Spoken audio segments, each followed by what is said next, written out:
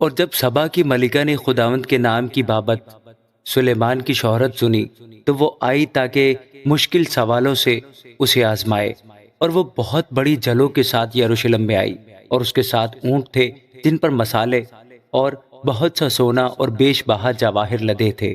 اور جب وہ سلیمان کے پاس پہنچی تو اس نے ان سب باتوں کے بارے میں جو اس کے دل میں تھیں اس سے گفتگو کی۔ سلیمان نے اس کے سب سوالوں کا جواب دیا۔ بادشاہ سے کوئی بات ایسی پوشیدہ نہ تھی جو اسے نہ بتائی۔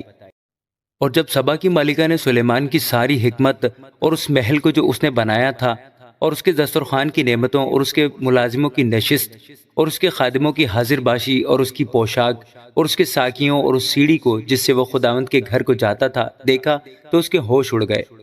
اور اس نے بادشاہ سے کہا، وہ سچی خبر تھی جو میں نے تیرے کاموں اور تیری حکمت کی بابت اپنے ملک میں سنی تھی، تو بھی میں نے وہ باتیں بار بار نہ کیں جب تک خود آ کر اپنی آنکھوں سے یہ دیکھ نہ لیا، اور مجھے تو آدھا بھی نہیں بتایا گیا تھا، کیونکہ تیری حکمت اور اقبال مندی اس شہرت سے جو میں نے سنی بہت زیادہ ہے۔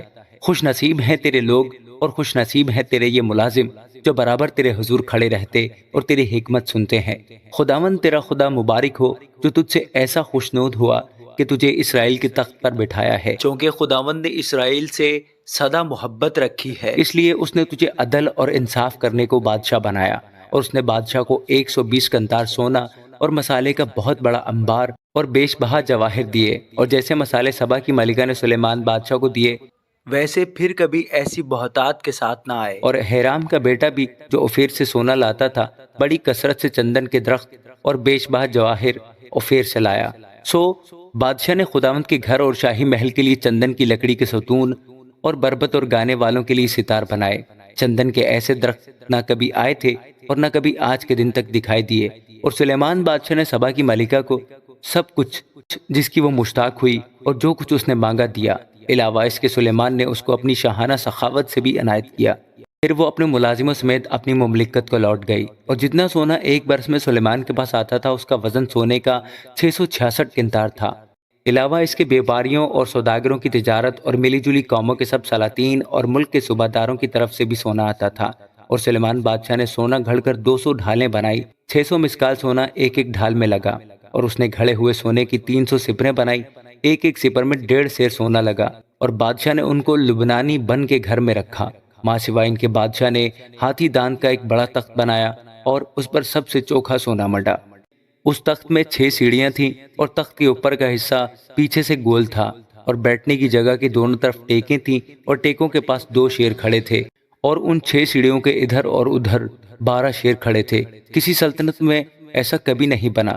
اور سلیمان بادشاہ کے پینے کے سب برتن سونے کے تھے، اور لبنانی بن کے گھر کے بھی سب برتن خالص سونے کے تھے، چاندی کا ایک بھی نہ تھا، کیونکہ سلیمان کے ایام میں اس کی کچھ قدر نہ تھی۔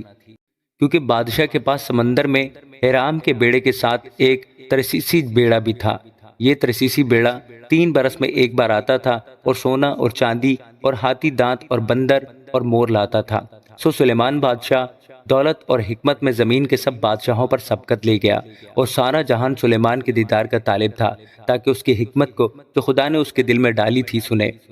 اور ان میں سے ہر ایک آدمی چاندی کے برتن اور سونے کے برتن اور کپڑے اور ہتھیار اور مسالے اور گھوڑے اور خچر ہدیہ کے طور پر اپنے حصہ کے موافق لاتا تھا۔ اور سلیمان نے رتھ اور سوار اکٹھے کر لیے، اس کے پاس 1400 رتھ اور 12,000 سوار تھے، جن کو اس نے رتھوں کے شہروں میں اور بادشاہ کے ساتھ یروشلم میں رکھا۔